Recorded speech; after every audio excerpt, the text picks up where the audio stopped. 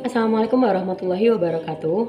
Hai semuanya, perkenalkan nama saya Delia Sagita Puspita Santoso, NPM 024. Untuk memenuhi tugas akhir semester mata kuliah pengantar bisnis, di sini saya akan menjelaskan tentang etika bisnis dan CSR.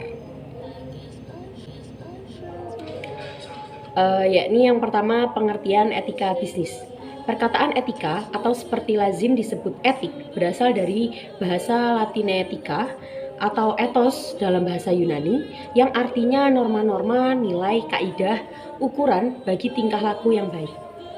Etika bisnis merupakan cara untuk melakukan kegiatan bisnis yang mencakup seluruh aspek yang berkaitan dengan individu, perusahaan, serta masyarakat.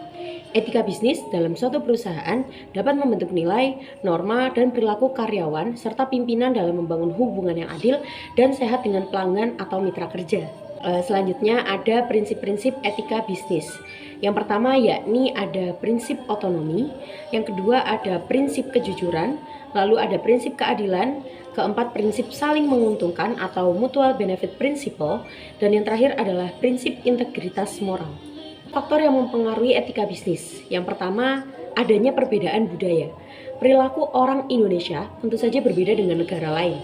Hal yang sama, daerah atau kota tertentu berbeda perilaku bisnisnya dengan daerah yang lain. Yang kedua, ada pengetahuan, yakni semakin banyak hal yang diketahui dan semakin baik seseorang memahami suatu situasi, semakin baik pula kesempatannya dalam membuat keputusan-keputusan yang etis. Yang terakhir, yakni adanya perilaku organisasi. Dasar etika bisnis adalah bersifat kesadaran etis dan meliputi standar-standar perilaku. Banyak organisasi yang menyadari betul perlunya menetapkan peraturan-peraturan perusahaan terkait perilaku dan tingkah laku karyawan. Selanjutnya, ada pun beberapa faktor lain yang mempengaruhi perilaku etika bisnis, yaitu yang pertama yakni psikal, yaitu kualitas air, udara, serta keamanan. Yang kedua ada moral, yakni kebutuhan akan kejujuran atau fairness dan keadilan atau equity. Yang ketiga ada bad judgment, yakni kesalahan operasi atau kompensasi eksekutif.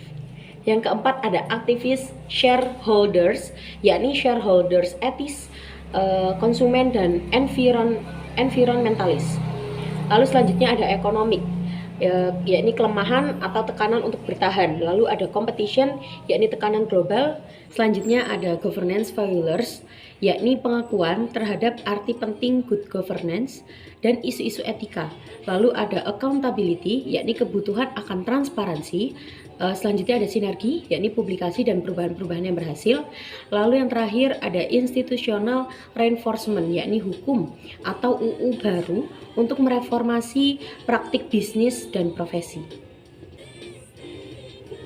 Selanjutnya ada manfaat etika bisnis dalam perusahaan, yakni yang pertama memiliki citra baik di mata pelanggan, yang kedua perusahaan menjadi terpercaya, yang ketiga memaksimalkan keuntungan, yang keempat memperhatikan kepentingan bersama, dan yang kelima menjunjung nilai moral. Selanjutnya ada pengertian CSR atau Corporate Social Responsibility. Corporate Social Responsibility atau CSR adalah suatu konsep atau tindakan yang dilakukan di dunia usaha atau industri sebagai rasa tanggung jawab. Tanggung jawab itu akan ditunjukkan untuk sosial maupun lingkungan sekitar.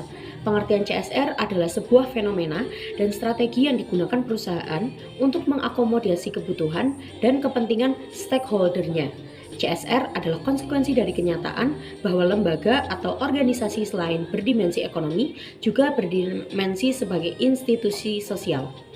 Terakhir, adapun hubungan etika bisnis dan CSR sendiri, yakni hubungan etika bisnis dengan CSR atau Corporate Social Responsibility, yaitu bisa diibaratkan etika bisnis itu adalah sebagai dasar atau jiwa dari pelaksanaan suatu unit usaha. Dan CSR merupakan manifestasinya, artinya etika bisnis berbicara mengenai nilai, apakah sebuah perusahaan tersebut menganut nilai yang baik atau buruk. Kalau memang memiliki nilai yang baik dalam berbisnis, maka perusahaan tersebut akan menjalankan CSR yang memang menjadi tanggung jawab suatu perusahaan. Cukup sekian, terima kasih. Wassalamualaikum warahmatullahi wabarakatuh.